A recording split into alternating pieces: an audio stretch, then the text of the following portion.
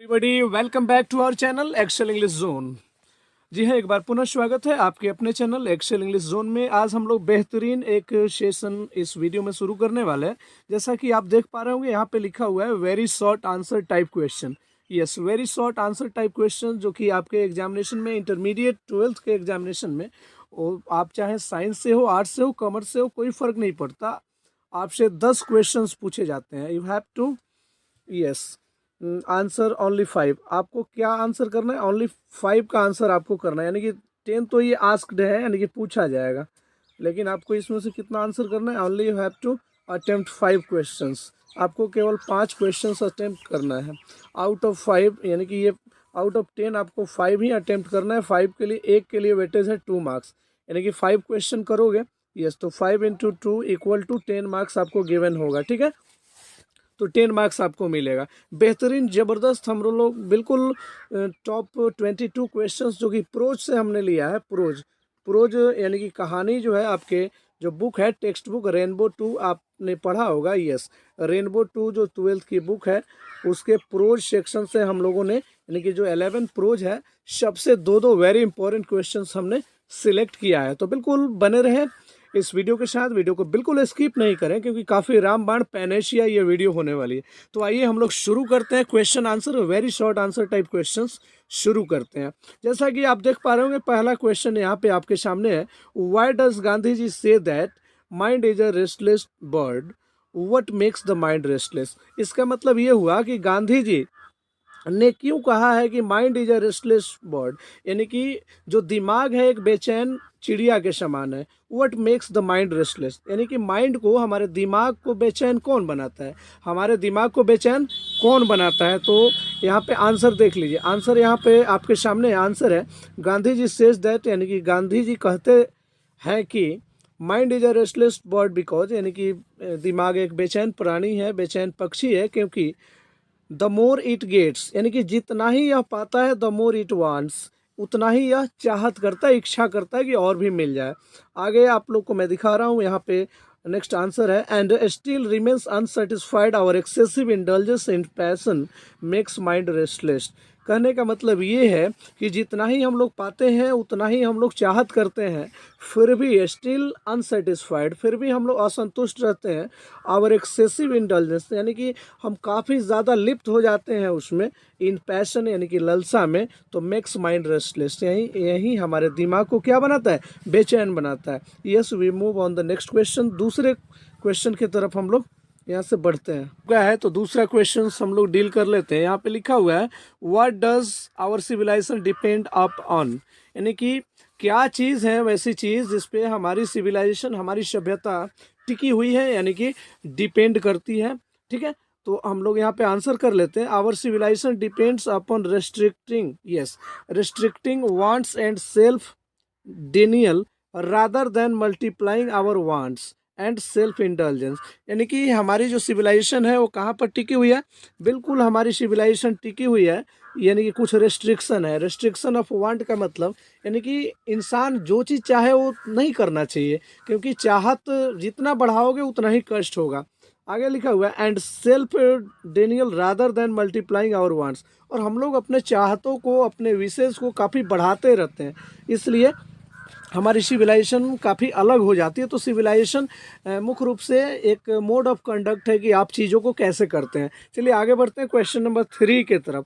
Question number 3 में देख सकते हैं यहाँ पे, what did doctor Radhakrishnan bring to the presidency, यानी कि डॉक्टर राधाकृष्णन प्रेसिडेंसी में, यानी कि जब वो राष्ट्रपति बने थे तो उन्होंने क्या लाया था? तो एक चीज़ यहाँ पे देखिए, यहाँ पे लिखा हुआ है, doctor Radhakrishnan brought to the presidency a mental equipment, यानी कि एक मानसिक औजार, एक मानसिक उपकरण उन्होंने ला दिया था, और degree of erudition and wealth of rare experience, और काफ़ी दुर्लभ एक्सपीरियंस, क्योंकि एक्सपीरियंस किसी बाजार में नहीं मिलती।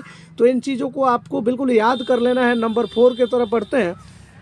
नंबर 4 क्वेश्चन में लिख रहा है, what, yes, on what occasion did doctor Radhakrishna, yes, doctor Zakir Hussain deliver this speech, यानी किस मौके पर डॉक्टर जाकिर हुसैन भाषण देते हैं? आपको तो पता है 1967 में वो प्रथम मुस्लिम राष्ट्रपति बनते हैं। उस समय वो क्या करते हैं? Just he deliver a speech, yes, तो वो भाषण देते हैं। तो इसका आंसर देख लीजिए, doctor Zakir Hussain delivered this speech on the occasion he took oath as the president. जब राष्ट्रपति के रूप में शपथ लेते हैं तब वह यह भाषण देते हैं। चलिए आगे बढ़ते हैं। आगे क्वेश्चन नंबर 5 को देख लेते हैं। What preparation did he make to meet him. अब देख लीजिए, मिलने के समय यानी कि मिलने के वक्त मिनिस्टर से कौन मिलता है? मिनिस्टर से जी। मिनिस्टर से कौन मिलता है? आपको ध्यान देना होगा कि मिनिस्टर से कौन मिलता है? यस, नानू काका मिलते हैं। तो उस समय किस तरीके की तैयारी नानू काका किए रहते हैं? आप पिंच ऑफ स्नॉफ से ये लिया गया है, जो कि मनोहर मालगांवकर के द्वारा लिखा गया है। तो देख लीजिए, नानू काका के बारे में पूछ रहा है, what preparation did he make to meet him, यानी कि उनसे मिलने के लिए क्या तैयारियां उन्होंने किया था? तो आंसर आपके सामने, ही टूक अ न्यू कार, उन्होंने एक नया कार लिया। टू मीट द मिनिस्टर, यानी कि मंत्री से मिलने के लिए एक नया स्पोर्ट्स कार लेते हैं। Here he also played a trick to get the car for his purpose, और उस कार को लेने के लिए एक नया तरीका ढूंढते हैं। चलिए आगे बढ़ते हैं। We just move on the question number 6। तो क्वेश्चन नंबर 6 को यहाँ पे देख लेते हैं। क्वेश्चन नंबर 6 आपके सामने, how did he manage to impress the Sikka auto dealer, यानी कि सिक्का ऑटो डीलर एक रहता है, उसको किस तरीके से, यानी कि उसको पटाने के लिए क्या क्या करते हैं ये नानू काका? तो आंसर देख लीजिए, to impress the Sikka auto dealer, यानी कि सिक्का ऑटो डीलर को पटाने के लिए Nanu Kaka showed a tricky demonstration of wealth with the help of the dhobi, यानी कि धोबी की सहायता से वो क्या करते हैं? एक खेल खेलते हैं। क्या करते हैं?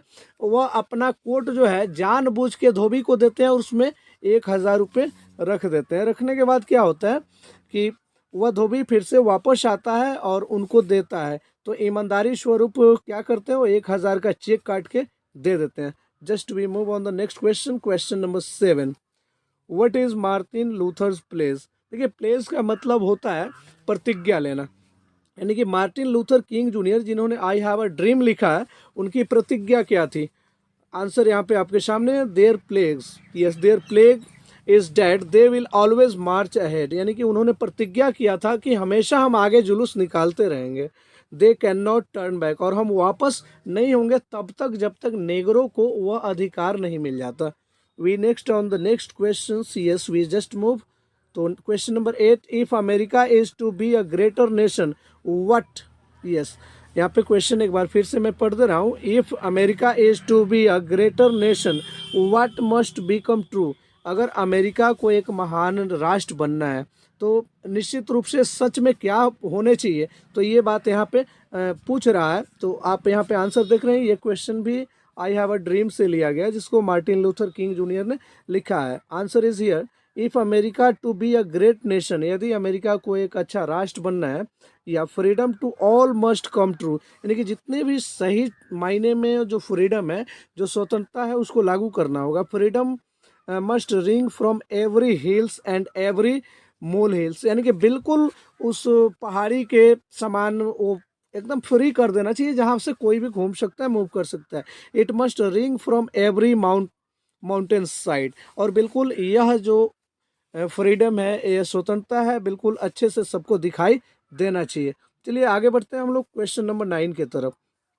क्वेश्चन नंबर 9 आप यहाँ देख सकते हैं, लिखा हुआ है सिविलाइजेशन टॉट अस, क्या सिविलाइजेशन ने हमको पढ़ाया है to be more friendly towards one another, कि एक दूसरे के, यस, एक दूसरे के प्रति हम काफ़ी ज़्यादा क्या रहें? यस, दोस्तीपूर्ण भावना रखें, यानी कि फ्रेंडली रहें। तो आंसर देखिए यहाँ पे, डेफिनेटली, मतलब निश्चित रूप से civilization has taught us, civilization ने यानी कि सभ्यता ने हम लोगों को पढ़ाया है टू बी मोर फ्रेंडली, यानी कि अधिक बिल्कुल दोस्ती रखना चाहिए लोगों से, towards one another with in the heard, यानी कि एक झुंड में एक दूसरे से बिल्कुल दोस्ती रखनी चाहिए। We move on the next question, question number 10। Question number 10 आपके सामने है, बिल्कुल रामबाण क्वेश्चंस हैं ये, जो कि बिल्कुल काफ़ी ज़्यादा इंपॉर्टेंट रखते हैं आपके इंटरमीडिएट एग्जामिनेशन के लिए, वो चाहे आप आई.कॉम के विद्यार्थी हो, आईएससी हो, या फिर आईए हो। आगे लिखा हुआ है, did language play a role in human life, क्या भाषा मानव जीवन में एक अच्छा रोल प्ले कर पाया, अच्छा भूमिका निभाता है, उसके विकास में अच्छा भूमिका निभाता है? तो इसका आंसर यहाँ पर है, डेफिनेटली हाँ, निश्चित रूप से language played a role in human development, हाँ, मानव के विकास में काफ़ी ज़बरदस्त भूमिका निभाया है लैंग्वेज ने, यानी कि भाषा ने। It enable us to transfer the knowledge of discovery and invention one generation to another, यानी कि यह हमको उस योग बनाता है कि हम नॉलेज का ट्रांसफ़र एक दूसरे में करें, और साथ ही साथ डिस्कवरी, डिस्कवरी का मतलब होता है खोज करना, एंड इन्वेंशन, और खोज और आविष्कार भी हम एक जनरेशन से दूसरे जनरेशन तक करते रहे। चलिए आगे बढ़ते हैं क्वेश्चन नंबर 11 की तरफ। यस, क्वेश्चन नंबर 11 की तरफ हम लोग बढ़ते हैं। क्वेश्चन नंबर 11 आपके सामने यहाँ पर दिखाई दे रहा होगा। Yes, question number 11, question number 11, how much did the curio dealer yes pay for the confiscated gods. Yes, gods का मतलब देखिए क्या होता है। यहाँ पे कह रहा है कि क्यूरियो डीलर ने एक छिला हुआ जो एक लौकी की प्रजाति थी, यानी कि गोर्ड, उसके लिए कितना रुपया पे किया। तो यहाँ पे आंसर है the curio dealer paid 50 Sen. Yes, 50 Sen या फिर एन, ये जापान की मुद्रा का नाम है, ठीक है। ये द आर्टिस्ट से लिया गया क्वेश्चन है। तो 50 सेन उसने पे किया किसके लिए, जो छिला हुआ वो गॉड था उसके लिए, ठीक है। तो ये आपको याद कर लेना, ऑब्जेक्टिव क्वेश्चन में भी बहुत इंपॉर्टेंट है ये। आगे next question, question number 12, yes, how did सीवीज father react to the teacher's complaint, यानी कि सीवी के पिताजी ने टीचर के शिकायत करने पर किस तरीके का बिहेव किया सीवी के साथ। आपको पता है कि सीवी क्या करता था, just he was fond of collecting gods, तो वो गॉड्स जो है काफ़ी कलेक्ट करता था, उसका वही पैसन बन चुका था। तो आगे यहाँ पे आंसर देखेंगे, ही कॉट सीवीज विद हिज कॉलर, यानी कि सीवी का वह कॉलर पकड़ते हैं, यानी कि सीवी के पापा, and give him sound beating, और काफ़ी ज़्यादा बोलते हैं, यानी कि बात से डराते हैं उसको। He smash all his collection with his hammer, और अपने हथौड़े से जितना भी गॉड उसने कलेक्ट किया था सबको तोड़ फोड़ के बिल्कुल बेकार कर देते हैं। आगे देखते हैं क्वेश्चन नंबर 13 की तरफ। How are the way of managing child birth in traditional society useful, यानी कि जो ट्रेडिशनल सोसाइटी थी, पुरानी सभ्यता थी, उसमें बच्चे के जन्म के समय किस तरीके से प्रबंध किया जाता था, चीज़ों की व्यवस्था की जाती थी। तो यहाँ पे आंसर आप देख पा रहे होंगे, आंसर आपके सामने है, 13 का आंसर यहाँ पे, the ways of managing child birth in traditional societies are useful, यानी कि काफ़ी ज़्यादा फायदेमंद थे, काफ़ी उपयोगी थे, क्योंकि they are accepted culturally and collectively, क्योंकि वो सामूहिक रूप से और संस्कारिक रूप से मैनेज किए जाते थे। Mothers do not have the yes psychic burden, और माँ के पास कोई भी मनोवैज्ञानिक दबाव था ही नहीं, सारे के सारे घर के जो भी सदस्य थे वो मैनेजिंग करते थे। क्वेश्चन नंबर 14 की तरफ बढ़ते हैं। लिखा हुआ है, what compel women to withdraw into silence opposition in international forum, यानी कि इंटरनेशनल फोरम की बात हो रही है, अंतर्राष्ट्रीय जो अंतर्राष्ट्रीय जो एक यूनियन होता है ना, उसकी बात हो रही है कि उस स्तर पर व्हाट कंपेल्स वुमेन, यानी कि वह कौन सी चीज़ है जो औरतों को मजबूर करती है कि वहाँ पे वो साइलेंस रहे, बिल्कुल चुप रहे, बोले नहीं। तो यहाँ पे आंसर आपके सामने है, women can not speak fluently the language used in international फोरा, यानी कि इंटरनेशनल फोरम जो है, इंटरनेशनल अंतर्राष्ट्रीय जो हमारी संगठन है, वहाँ पर महिलाओं को बोलने की फ्लुएंसी नहीं होती है, यानी कि इसका मतलब ये हुआ कि महिलाएं काफ़ी तेज़ी से वह भाषा नहीं बोल सकती जो इंटरनेशनल फोरम के द्वारा निर्धारित किया गया है। So they withdraw them salvage into silence opposition, इसलिए उनको बिल्कुल शांत रखा जाता है औरतों को। चलिए 15 में हम लोग बढ़ते हैं। क्वेश्चन नंबर 15 में लिखा हुआ है, what do you mean by the term free press. Free press से आप क्या समझते हैं। यस, आपने फ्री प्रेस पढ़ा होगा, how free the press chapter से लिया गया है ये, कि फ्री प्रेस से आप क्या समझते हो। तो आंसर है yes, free press stands for freedom from direction और सेंसरशिप बाय द गवर्नमेंट, यानी कि फ्री प्रेस का मतलब ये है कि सरकार से हर दिशा में, सरकार से और उसके जो संगठन है उससे हर तरीके से प्रेस जब स्वतंत्र होता है तब उसको कहते हैं कि ये फ्री प्रेस है। चलिए आगे बढ़ते हैं क्वेश्चन नंबर 16 के तरफ। Yes, we move on the question number 16। आप यहाँ पे क्वेश्चन नंबर 16 देख सकते हैं। 16 बिल्कुल आपके सामने है। यहाँ पे लिखा हुआ है, name the things that makes the report unreliable reading, यानी कि वैसे चीज़ों का नाम बताओ जो कि जो प्रेस द्वारा छापी जाती है, न्यूज़पेपर वगैरह, जिसको काफ़ी मतलब अनरिलायबल बना देता है। यानी कि अनरिलायबल का मतलब जिस पे विश्वास नहीं किया जा सके कि भाई ये जो लिखा हुआ है प्रेस के द्वारा ये सही है या गलत है। तो देखिए यहाँ पे आंसर है डेलिबरेट यस डिस्टॉर्शन, यानी कि जानबूझकर तोड़ मरोड़ and inaccurate reporting of facts make the reports unreliable reading. यानी कि जानबूझकर किसी भी मुद्दे को तोड़ मरोड़ के बढ़ा चढ़ा के बताने से क्या होता है, लोगों में एक तरीके से अविश्वास फैलता है, तो लोग बिल्कुल उस पर भरोसा नहीं करते और नहीं पढ़ पाते हैं। तो ये इसका राइट आंसर होगा। चलिए 17 की तरफ बढ़ते हैं। क्वेश्चन नंबर 17 आपके सामने यहाँ पर दिखाई दे रहा होगा।